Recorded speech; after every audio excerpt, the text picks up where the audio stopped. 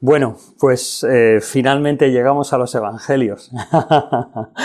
La verdad es que eso, para el estudiante que se adentra por primera vez quizás al estudio del Nuevo Testamento, pues tratar con todas estas cosas históricas, cuestiones del proceso, desarrollo de la redacción de los evangelios, puede ser un poco arduo, pero bueno, finalmente vamos a la Escritura y espero que en todos estos puntos hayáis podido ver aplicaciones importantes de por qué estudiamos el Nuevo Testamento para, como dice Pablo a Timoteo,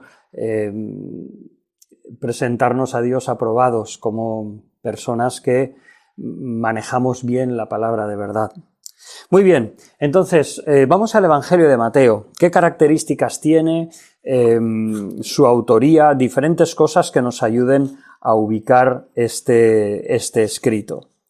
En primer lugar, expresaros o comentaros esta imagen, esta diapositiva, para que os hagáis una idea de lo que hemos estado hablando hasta ahora, de la selección por parte de los escritores de los evangelios de las diferentes formas o unidades a la hora de construir su evangelio. También hemos hablado en el pasado acerca de cómo los evangelios sinópticos se enfocan centralmente en el ministerio de Jesús en Galilea. Entonces, bueno, podéis ver aquí en la diapositiva, a ver si voy con el ratón.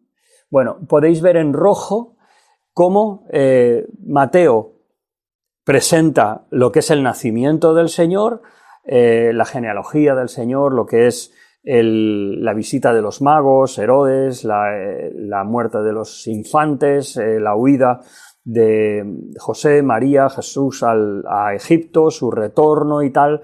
Luego hay la narración del ministerio de Juan el Bautista y el bautismo, pero luego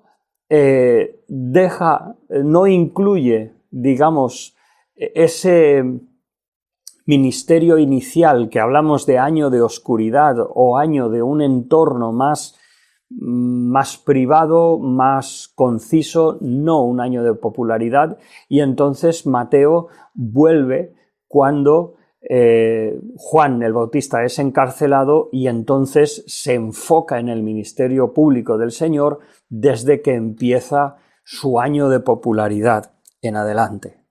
Vale, bueno, esto es una pequeña ilustración de cómo Mateo selecciona, y debemos tener eso en mente cuando consideramos la vida del Señor o el Evangelio. Bien, ¿cómo dividir o cómo pensar en el Evangelio de Mateo? Pues hay diferentes formas en que se puede dividir tanto Mateo como podríamos hablar de Lucas y Marcos. Louis Berkhof divide el Evangelio en 5 partes. Primero, lo que es el nacimiento, del capítulo 1 hasta inicios del capítulo 4. En segundo lugar, la proclamación pública del reino del Mesías. Hemos dicho que el carácter del Evangelio de Mateo es Jesucristo como el Rey de Israel, el Mesías prometido, y es lo que Mateo demuestra. Entonces, desde el capítulo 6 al capítulo 16 es la proclamación pública, la presentación del Señor Jesús. Ahora, en capítulo 16 es donde el título distintivo y público del Mesías, tercera división que pone Berkhof, y aquí habla del reconocimiento patente de Pedro por revelación de Dios el Padre de que Jesucristo es el Cristo, el Hijo del bendito. Entonces, a partir de ahí, pues hay ya la presentación de, diríamos, Jesucristo como Mesías patente a sus discípulos y que, bueno, se sucede y se desarrolla en su ministerio público. Eso conduce al capítulo 24, cuando ya comienza o nos dirigimos centralmente hacia el sacrificio del Mesías, sacerdote, y quinto lugar, el triunfo de Mesías, Salvador y Rey, capítulo 28, donde narra la resurrección. Bien, hay otra forma de que podríamos pensar en este Evangelio geográficamente, donde el prólogo, existe un prólogo, ese tiempo de preparación, luego existe, como decimos, el ministerio de Jesús en Galilea, capítulos del 4 al 13, luego está ese viaje a la zona norte, tierra de los gentiles, Cesarea de Filipos, Mateo 14, del 1 hasta el capítulo 16, versículo 12, y luego su viaje final hacia Jerusalén. Entonces, bueno, otra forma de dividir la vida del Señor, pero como veis, creo que es mucho más positivo para nosotros mentalmente, además de entender estas divisiones del Evangelio de Mateo, hacernos una imagen mental de la vida del Señor Jesucristo en general. Otro planteamiento del Evangelio es la persona de Jesús el Mesías, de capítulos 1 al 4. Segunda sección sería la proclamación de Jesús como Mesías, del 4 al capítulo 16, y luego, digamos, en esta división se consideraría ese desarrollo público, entraríamos en ese año de oposición y ya incluiría todo eso en lo que es sufrimiento, muerte y resurrección de Jesús el Mesías. Otro planteamiento de Mateo que también hay en algunos libros es que, como hemos dicho antes, Mateo tiene 5 grandes discursos del Señor. El primero es el Sermón del Monte, Mateo capítulo 5, el segundo es el discurso del Señor a sus discípulos cuando los envía, Mateo capítulo 10, otro es las 7 parábolas del reino de los cielos, Mateo capítulo 13, y luego Mateo capítulo 18, la convivencia, la armonía o la relación entre miembros del reino de los cielos, y luego en Mateo capítulo 24 el discurso del Monte de los Olivos, un discurso profético acerca de las cosas que iban a suceder. Muy bien, son diferentes formas de mirar a Mateo. Personalmente me gusta y creo que está bastante de acuerdo con el propósito de Mateo pensar en esos 5 grandes discursos. Dejadme mirar las características de este Evangelio. Es interesante y debemos notar esa característica judía de ordenar numéricamente las cosas. Menciona las genealogías, 14 de Abraham a David, de David a la cautividad babilónica, etc. Esa búsqueda de números, 7 bienaventuranzas, 7 peticiones en la oración del Señor, 7 parábolas en Mateo capítulo 13 del reino de los cielos, 7 ayes sobre escribas y fariseos. Es una característica como escritor de un trasfondo hebreo y escribiendo en un entorno hebreo. Es un estilo, su estilo de escritura es más suave que Marcos. La escritura de Marcos sería Jesús hizo esto y enseguida esto y enseguida esto y enseguida lo otro, etc. Y entonces Mateo es un poco más suave que Marcos. Por otra parte, Mateo tiene diferentes hebraísmos, no tantos como Lucas, y esto será una nota muy interesante en el Evangelio de Lucas, pero tiene más hebraísmos que Marcos. ¿Qué es un hebraísmo? Bueno, os voy a dar un ejemplo de Lucas, que es, como decimos, eminente en esos hebraísmos. Por ejemplo, si abrimos en Lucas capítulo 19,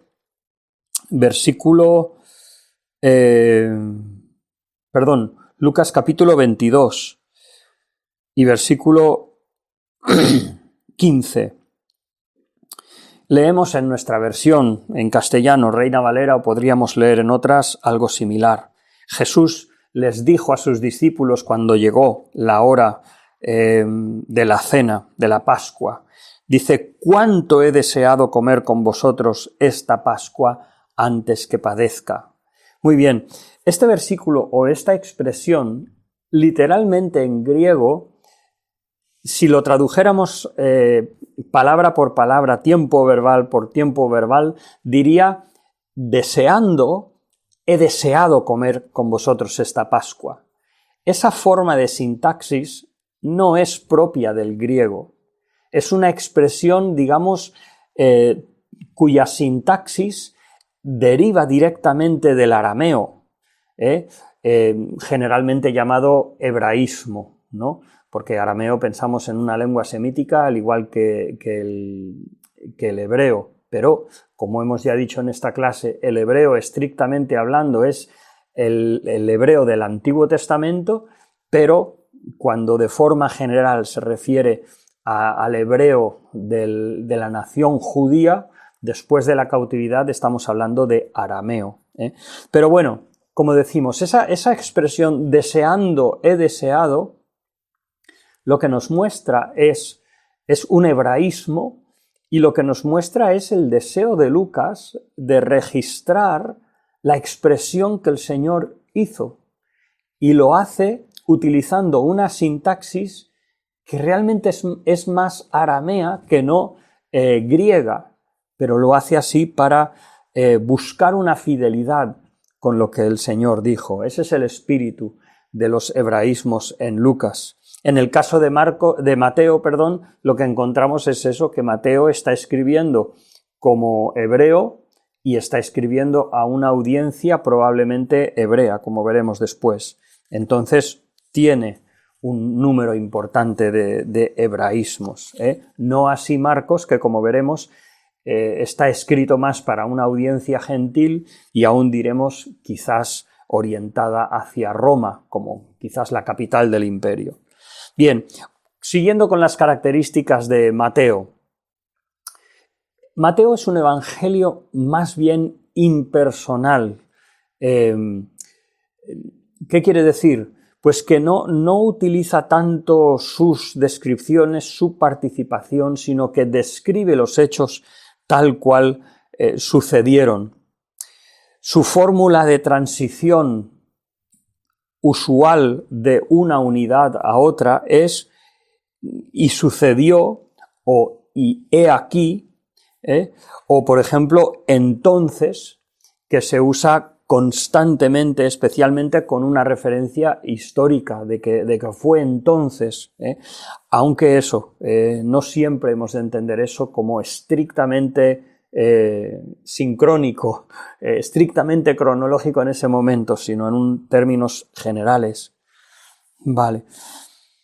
El orden del material de los sucesos de la vida del Señor es diferente a los sinópticos. Otra característica de Mateo es el uso de el reino de los cielos, una expresión que en Lucas veríamos comúnmente como el reino de Dios.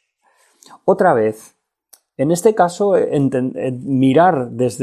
intentando mirar desde los ojos de Mateo, desde su perspectiva, su propósito, escribiendo a una audiencia de trasfondo hebreo, podemos pensar que Mateo, por su reverencia a no querer tomar el nombre de Dios en vano, pues refiere a Dios o al reino de Dios como el reino de los cielos.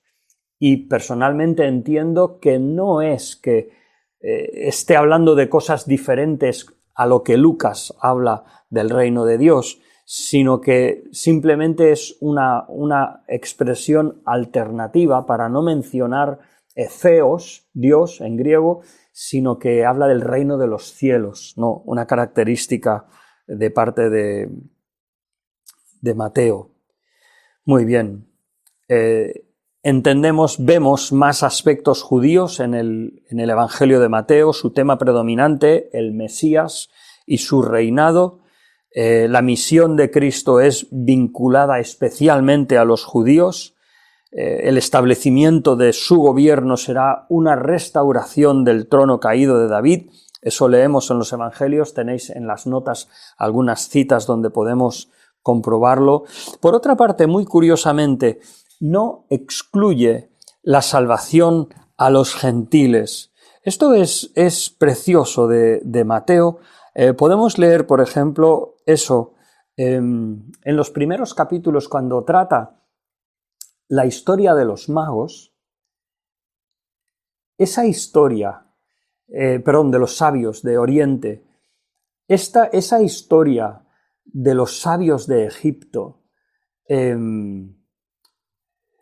es mucho más interesante, tiene mucha más profundidad cuando entendemos que Mateo, el levita, Leví, también llamado, que era publicano, pero que escribe a una audiencia de trasfondo hebreo, pero resalta del nacimiento del Señor, que mientras Herodes se turbó y toda Jerusalén con él ante la posibilidad de que el rey de los judíos naciese, mientras que los fariseos o los escribas no mostraron ninguna adoración, estos magos de Oriente, extranjeros, sí mostraron una adoración al Señor. Entonces aquí podemos ver ese valor de poder conocer el trasfondo de los evangelios, ¿vale? No excluye Mateo la salvación a los gentiles. Mateo 8, versículos 10 al 13, cuando Mateo recoge cuando el Señor sana al siervo del centurión y el Señor dice: de cierto os digo, Mateo 8:10, que ni aun en Israel he hallado tanta fe. Eso adquiere una relevancia especial. Podríamos mirar Mateo 15:28.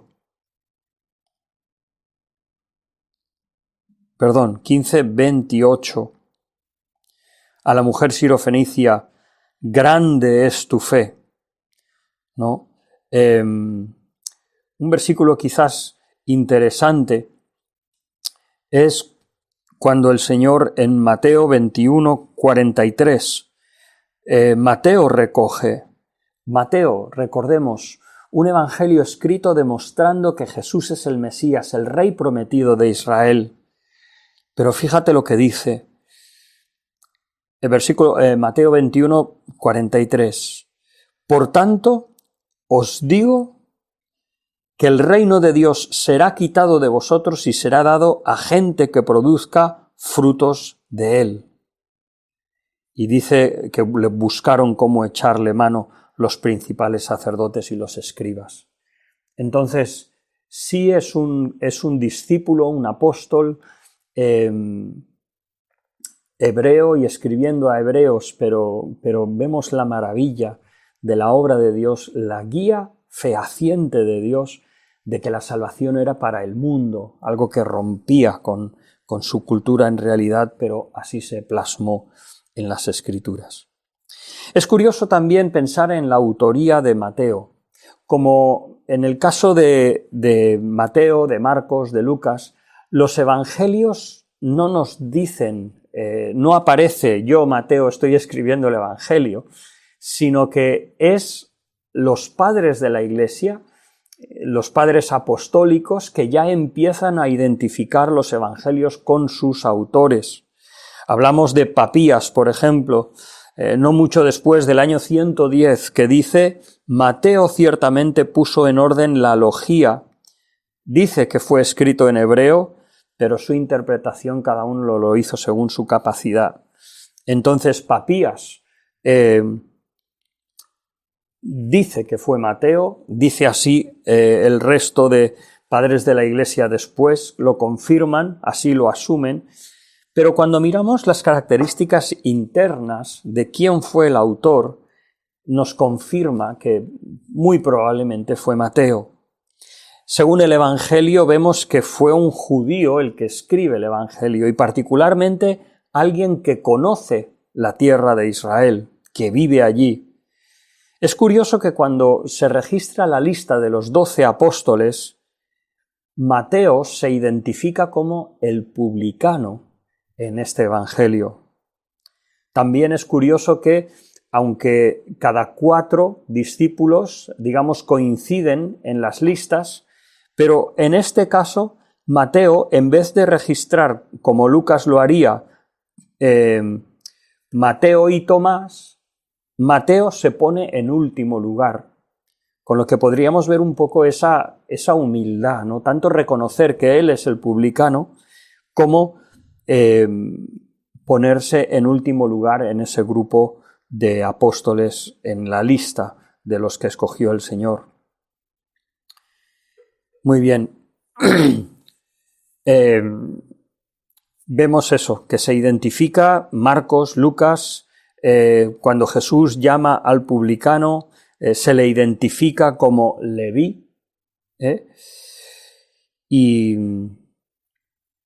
eso, probablemente el Señor cambiaría su nombre de Leví a Mateo, así como hizo con Pedro, de Simón a Pedro. Pertenecía a la despreciada clase de publicanos, o sea, cobradores de impuestos para el beneficio del Imperio Romano. No era un judío estricto.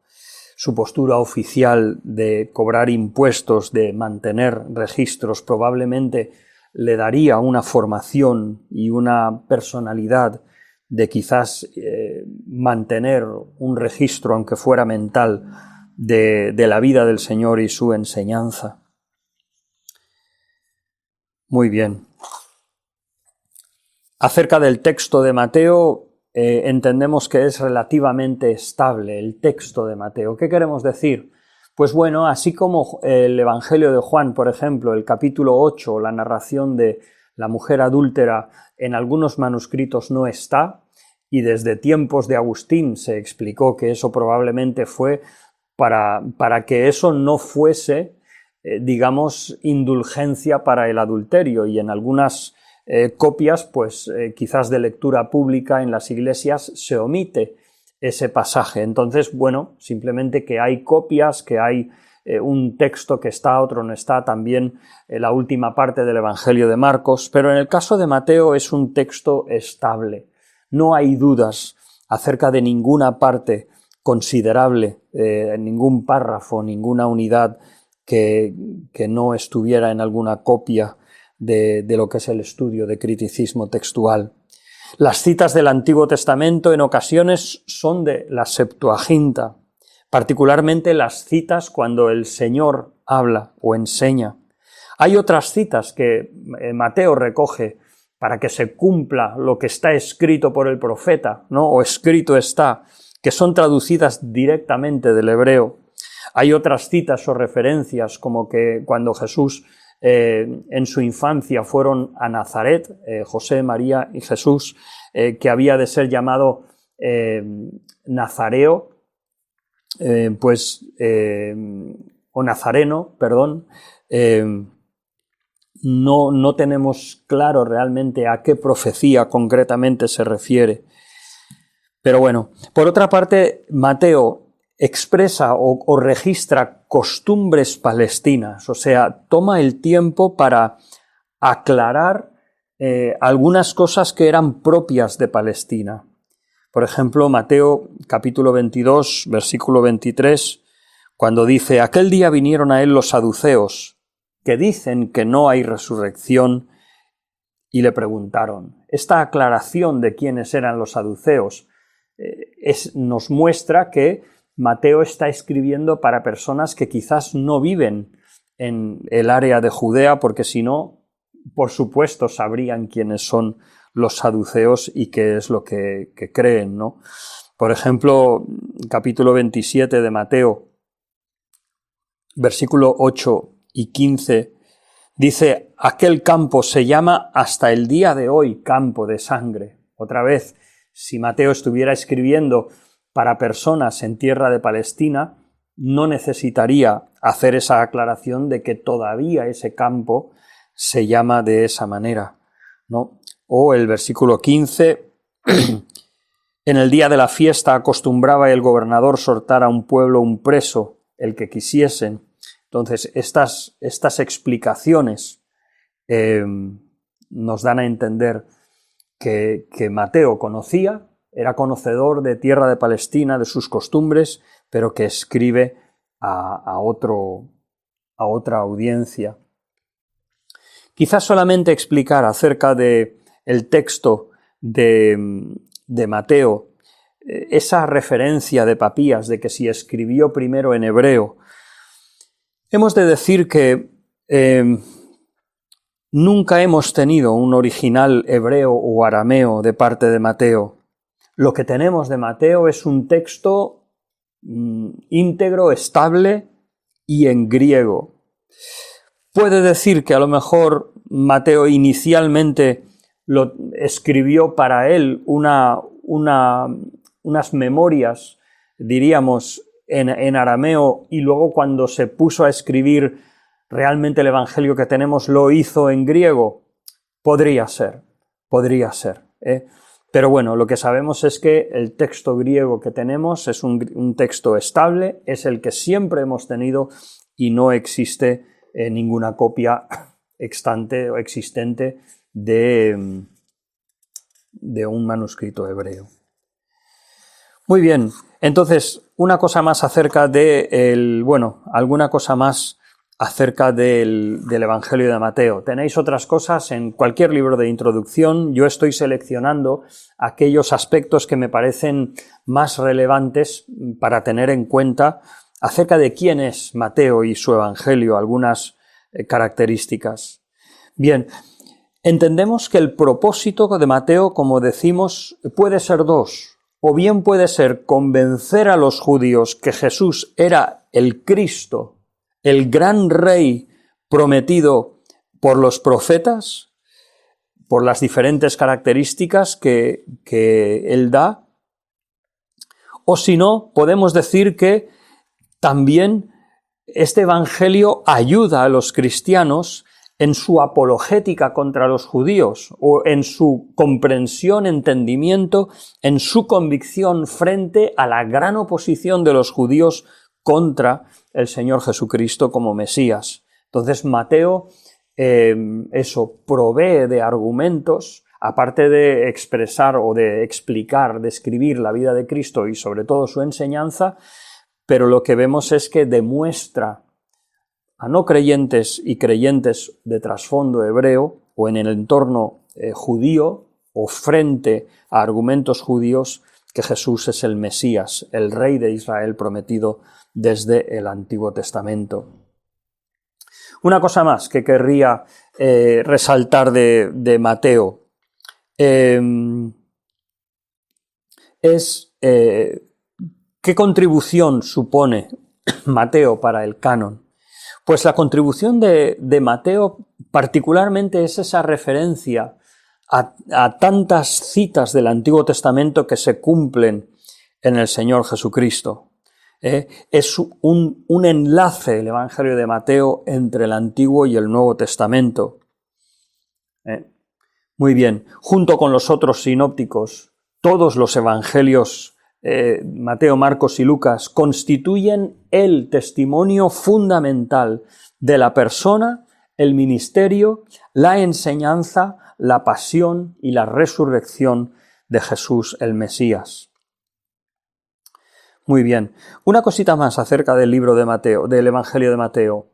Siempre se ha puesto el primero en nuestro canon, pero no necesariamente porque fuera el primero en ser escrito.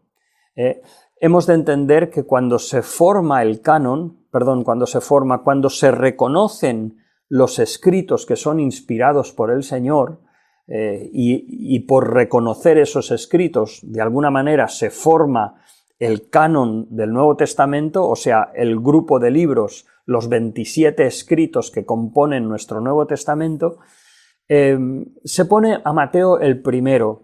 Incluso los padres de la Iglesia dirían como que, o sea, pocos siglos después de la Escritura, pensarían como que Mateo es el primero. Pero probablemente pensamos que Marcos fuera el primero porque vemos que en las coincidencias de versículos, de pasajes de Mateo y de Lucas, de Marcos, siendo Marcos el evangelio más breve, más conciso, pensamos que probablemente Marcos fue escrito primero. Lo que pasa es que, ¿por qué está el primero Mateo? Porque cuando se forma el canon de la Escritura, uno de los criterios más importantes era si el autor era un apóstol o tenía una conexión directa con los apóstoles. Entonces, de los tres evangelistas sinópticos, Mateo, Marcos y Lucas, Mateo es el apóstol. Y entonces probablemente por esa preeminencia, asimismo como por el contenido de la enseñanza del Señor Jesús, como hemos dicho, agrupada en esos 5 grandes discursos, pues se convirtió en un buen manual para enseñar la vida y la enseñanza del Señor Jesús. El Evangelio de Marcos. El Evangelio de Marcos tiene otra perspectiva. Hemos de recordar que los evangelios son completos en sí mismos en su propósito de recoger eventos de la vida de Jesús o enseñanzas suficientemente representativos del Señor. Como diría Juan, capítulo 20, 30 y 31, Jesús hizo muchísimas otras cosas, reveló al Padre de muchísimas otras maneras, tendría quizás otros discursos también, pero lo que tenemos en los evangelios es una selección suficiente y representativa de la enseñanza del Señor. Vale, pues él presenta a Jesús como siervo y entonces un bosquejo, normalmente pensamos en la preparación del ministerio de Jesús, su enfoque como evangelio sinóptico en el ministerio de Galilea y luego dirigiéndonos ya hacia la pasión y la resurrección. Entonces, por ejemplo, un bosquejo de este evangelio podría ser la venida del gran siervo, capítulo 1 y capítulo 2 hasta el versículo 12. Segundo, el conflicto del gran siervo, hablando de las obras del Señor Jesús hecha a la gente, la respuesta diversa de las personas. La vindicación del gran siervo, capítulos desde el 8 hasta el 13. El sacrificio del gran siervo, aquí tenemos la pasión, y el gran siervo triunfante sobre la muerte. Esa es el bosquejo que podemos ver en este Evangelio de Mateo. Thyssen, Introducción al Nuevo Testamento, escrita por Thyssen, es un libro también bastante clásico y bueno, tiene aquí una distribución más bien geográfica. Otra vez, primero, la preparación, segundo, en Galilea, tercero, al norte y este de Galilea, cuando el Señor fue a Cesarea de Filipos o a tierra de Gadarenos, y luego camino a Jerusalén, lo que sería de Lucas 9 más o menos hasta el 19, el ministerio del siervo en Jerusalén, su última semana, y ya la sumisión del siervo a la muerte y luego el triunfo del siervo en la resurrección y ascensión. Bueno, son bosquejos, todos son válidos. Lo importante es que un esquema así nos da una construcción lógica, una perspectiva y nos ayuda a entender mejor cada pasaje dentro de donde es. Vale, su narrativa, la narrativa de Marcos, es cronológica, principalmente.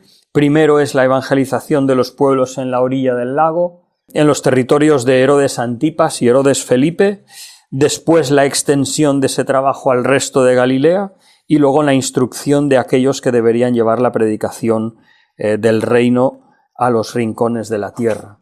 Luego jornada de Jerusalén y semana de la Pasión. Una presentación más bien cronológica.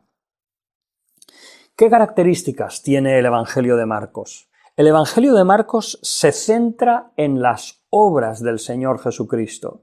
Así como en el Evangelio de Mateo parecería a veces que la vida de Jesús, sus eventos, nos preparan para el gran discurso que viene después, en el Evangelio de Marcos, las obras son las que dominan.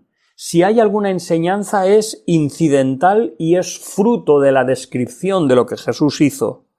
El autor desea impresionar a sus lectores con la energía inmediata e incesante del Salvador. Palabras comunes para Marcos sería salir, ir, entrar, pedir, otra vez partió el Señor inmediatamente. Esas palabras, esas expresiones son típicas de Marcos. Marcos presenta una expresión más viva que Mateo, lo hemos dicho antes. Euthus, una palabra griega que significa enseguida, aparece nada menos que 41 veces. O sea, en el corto Evangelio de Marcos aparece 41 veces, mientras que en Mateo aparecería 7 o solamente una en Lucas. Tremendo, ¿no? Muy bien. Una cosa importante acerca de Marcos: es un evangelio más breve, pero cuidado, no podemos menospreciarlo.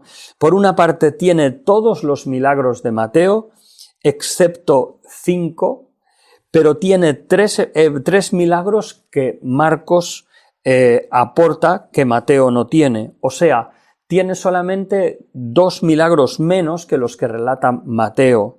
Eso creo que es significativo. No aparece el nacimiento de Jesús. ¿Por qué? Porque el enfoque de Marcos es hablar de lo que Jesús hizo, de su poder, sus obras portentosas que demostraban que él era el Mesías. Ahora, una cuestión interesante de Marcos, y por lo cual no hemos de menospreciar ese evangelio, sino incluso a veces puede convertirse en nuestro evangelio favorito o preferido para según qué cosas. ¿Por qué?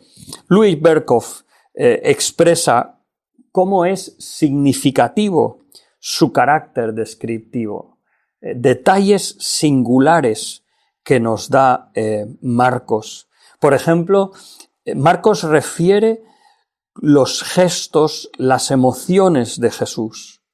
Por ejemplo, si leemos Marcos capítulo 3, versículo 5, esta es la escena de Jesús en una sinagoga cuando había un hombre con una mano seca y el Señor lo sana, y entonces los de alrededor están expectantes como que Jesús está haciendo una cosa fuera de orden, y versículo 5 Marcos relata: entonces mirándolos alrededor con enojo, entristecido por la dureza de sus corazones.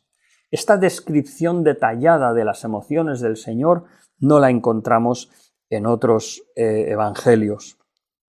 Lo mismo podríamos leer Marcos capítulo 10, versículo 14, cuando está con sus discípulos y la gente le trae a los niños para que Jesús los bendiga, y los discípulos frenan, y dice la Escritura, Marcos 10, 14, que lo vio Jesús y se indignó. Esta emoción se expresa solamente en Marcos y no en el resto de los evangelios. Y bueno, lo mismo, por ejemplo, cuando el Señor reprende al espíritu inmundo, indicando que lo hizo con vehemencia. Entonces, pensamos eso, cómo Marcos es más breve, pero tiene detalles muy valiosos. Otra característica que nos habla del propósito de Marcos es que solamente una vez cita el Antiguo Testamento. Habría otras alusiones o referencias a enseñanzas que vienen del Antiguo Testamento, pero así como Mateo, una de sus frases favoritas o más típicas es escrito está, refiriéndose y citando el Antiguo Testamento, lo que vemos en Marcos es que solamente lo cita en una ocasión. Eso nos confirmará de que Marcos está escribiendo a una audiencia gentil que no conoce la ley y que ¿qué es lo que percibirá como una muestra de que Jesús era el Hijo de Dios, el Mesías?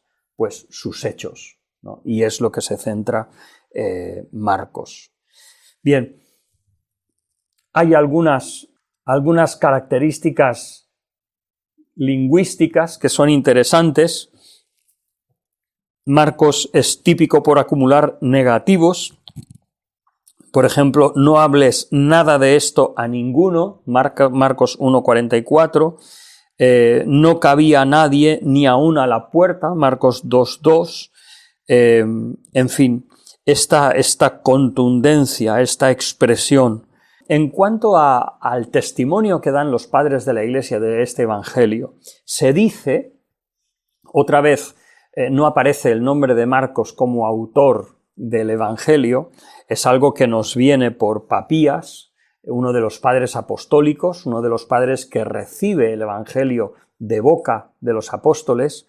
Entonces, él nos dice que Marcos fue traductor de Pedro y dice que escribió con precisión todo lo que recordó de Pedro. Así Marcos, no cometió ningún error al escribir, al recordar lo que Pedro narraba. Eso es lo que tenemos externamente. Pero cuando miramos al contenido del Evangelio de Marcos, hay algunas evidencias que podrían confirmar o que confirman esta palabra de Papías. Hay una atención especial para Galilea y especialmente Capernaum, que era el lugar de la residencia de Pedro, donde se nos habla de la suegra de Pedro. Algunas referencias, por ejemplo, Marcos 1:36, cuando se habla de Simón y los que estaban con él. Simón es Pedro, es la misma persona. O, por ejemplo, cuando Pedro y quienes estaban con él siguieron a Jesús, cuando Jesús se fue a un lugar solitario al principio de su ministerio. Dice en Marcos 11:21 que fue Pedro el que refirió al Señor sobre la higuera seca, que a lo mejor otros discípulos luego pudieron secundar, pero Marcos es quien apunta que fue Pedro. O Pedro y su hermano que preguntaron a Jesús en el Monte de los Olivos sobre la destrucción del templo. No dice generalmente que fueron los discípulos, sino apunta a Pedro y su hermano. Un pasaje muy bonito, Marcos 16:7, cuando dice el Señor resucitado: id, decid a sus discípulos y a Pedro, que él va delante de vosotros. Estas referencias a Pedro son significativas. También, como antes hemos hablado de la humildad de Mateo, poniéndose después de Tomás, especificando que era el publicano, vemos en Marcos que si es que fue reflejo de la predicación de Pedro, de cómo Pedro presentaba al Señor, es curioso que por ejemplo, Marcos no menciona aquellas cosas que ensalzarían a Pedro y por otra parte menciona otras que dan una imagen un poco peor que el resto de los evangelios. Por ejemplo, Marcos no menciona que Pedro caminó sobre el mar. Tampoco menciona que la captura del pescado donde encontraron la moneda. Eso no lo menciona. Tampoco menciona que acompañara a Juan al sepulcro. Sin embargo, Marcos es el único evangelio que dice que antes que el gallo cante 2 veces, me negarás 3 veces. Es el único que nos da ese detalle de que hubo un canto del gallo y luego Pedro volvió a negar al Señor y el gallo volvió a cantar. Entonces eso nos habla del carácter de los apóstoles, de su humildad genuina, que ellos se enfocaban en el Señor y no en ellos mismos. Muy bien. Entonces, en cuanto al autor, Marcos aparece 8 veces en el Nuevo Testamento. A veces se le refiere como Marcos, otras veces como Juan y otras veces como Juan, cuyo sobrenombre era Marcos. Entendemos que probablemente era sobrino de Bernabé, probablemente de una familia sacerdotal. Podría ser el joven que huyó de noche del arresto de Jesús. Marcos 14, 51, 52, cuando dice: cierto joven le seguía, esto es en el arresto del Señor, cierto joven le seguía cubierto el cuerpo con una sábana y le prendieron, mas él dejando la sábana huyó desnudo. Marcos es el único que lo recoge en su evangelio. Berkov apunta a que la casa de la madre de Marcos por un tiempo fue morada de los discípulos del Señor, Hechos 12:12. Y Louis Berkov, que quizás en ese aposento alto fue donde comieron la Pascua, y quizás Marcos, oyéndoles en lo que hablaban en la cena de la Pascua, se levantó de la cama y los siguió, y eso explicaría que el autor del Evangelio de Marcos conoció este hecho. Muy bien, otras características del autor que podríamos señalar. Pero quiero señalar con dos, quiero terminar con dos consideraciones. Primero, quién es su audiencia, y luego me gustaría decir alguna cosa acerca de el texto, la integridad textual de Marcos. En primer lugar, su audiencia.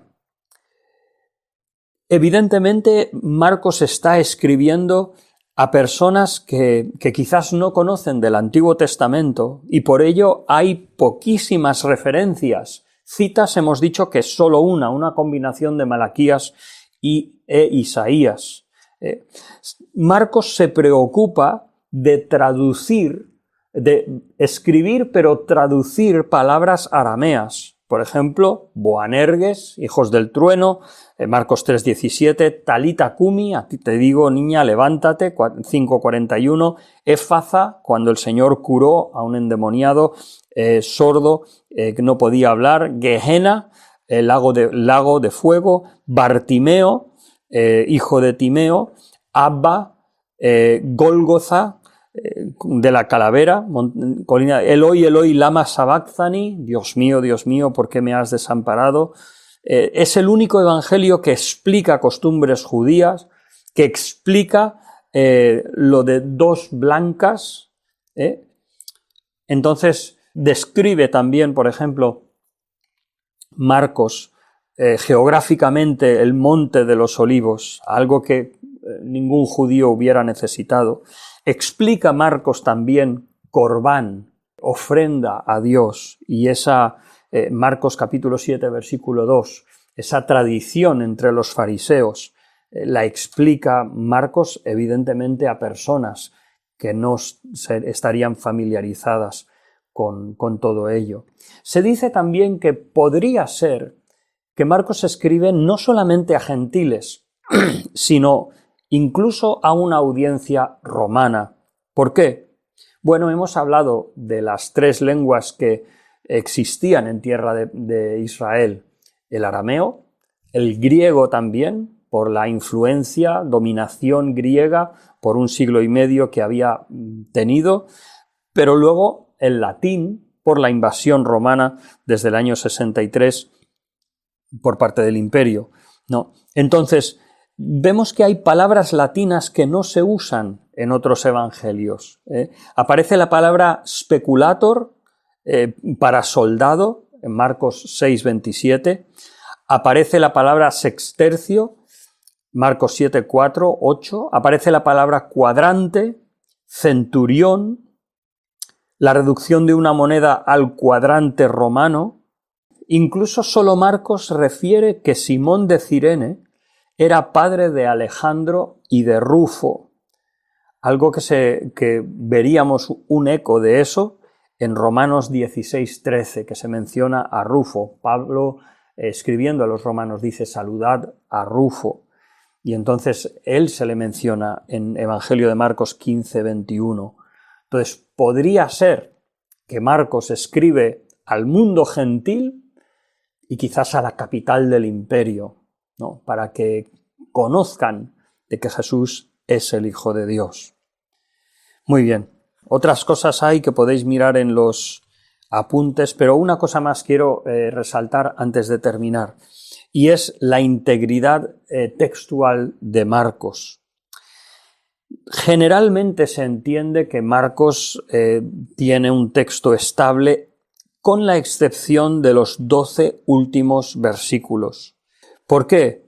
Hay algunos que dicen que, claro, estos 12 últimos versículos faltan en los dos manuscritos más antiguos y más valiosos. Eso es el Código Sinaítico y el Código Vaticano.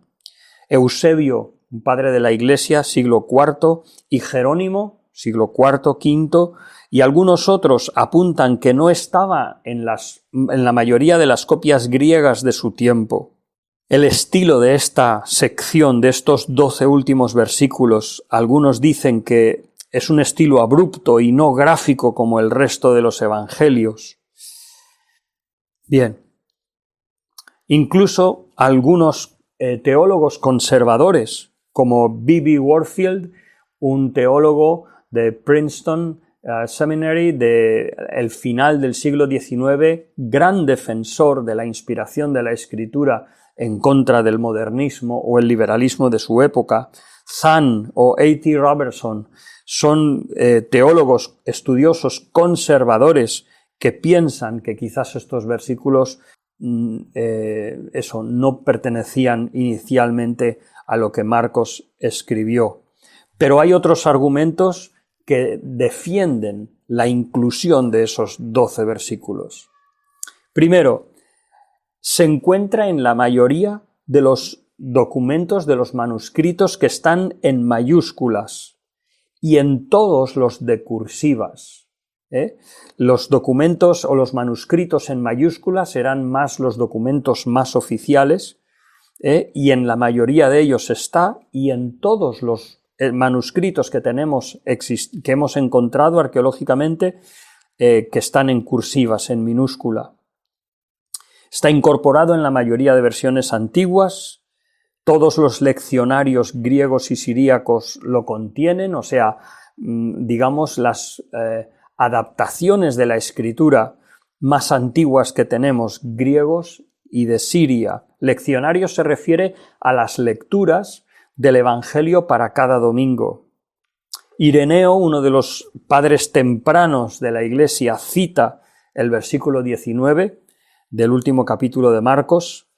Justino Mártir también testifica de su autenticidad. Bueno, Louis Berkhof, un autor conservador, y creo que es interesante lo que dice, expresa que quizás Marcos mismo fue quien añadió estos 12 últimos versículos de su Evangelio tiempo después de haberlo escrito, quizás cotejando su propio manuscrito con Mateo, con Lucas o con algún otro, y entonces escribe o añade estos 12 versículos para complementarlo. Eso, digamos, estaría favorecido porque el Evangelio armenio, que fue escrito data del 986, figura el encabezamiento, comillas, del presbítero Aristón. Bueno, puede ser, puede ser. Bien, pues simplemente terminamos aquí, podéis leer algunas otras características. En otra clase trataremos el que nos queda, Lucas, y luego Juan, y ya nos meteremos con el libro de los Hechos. Pues una bendición, que el Señor os bendiga, y seguimos en nuestro estudio del Nuevo Testamento.